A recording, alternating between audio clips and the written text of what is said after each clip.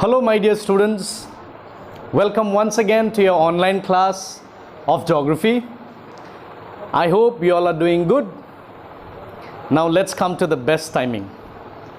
So we have been doing the chapter Climate of India, and I understand it's taking a long time, but see, we are taking one topic at a time. So today's topic to discuss for Climate of India is retreating southwest monsoon. We will discuss in details about this season in India, retreating southwest monsoon. So first, let's see, which months do we experience? The month of October and November in India is characterized by retreating southwest monsoon. So what is retreating means then?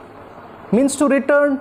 So what is returning here is the wind, southwest monsoon, that causes heavy rainfall in India during the months of July to September in specific, but it begins on the month of June.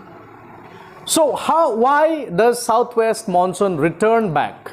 This is because now, right after the rainy season in India, that is after September, the sun starts moving gradually towards the south.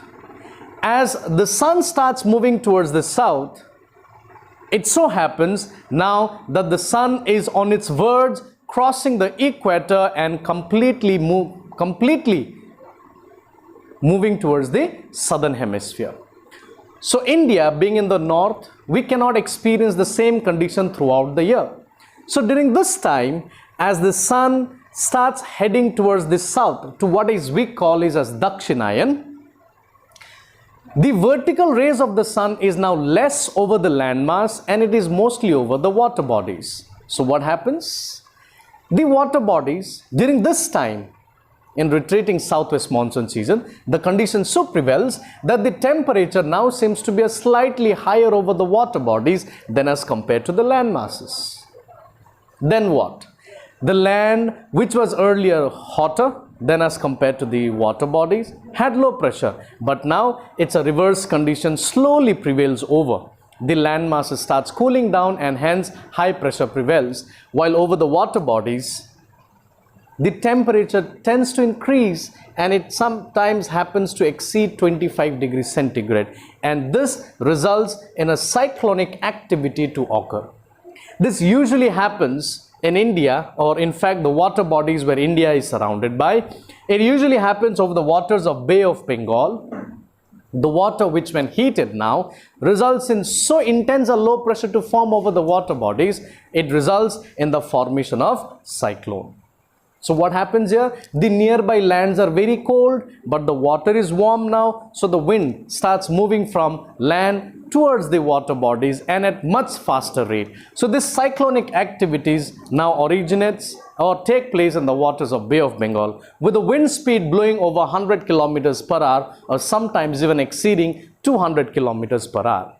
So the eastern coast of India, mostly covered by the states of Tamil Nadu, Andhra Pradesh, Odisha and West Bengal, these states are very badly hit by the strong movement of the winds, which even causes lots of life and even properties.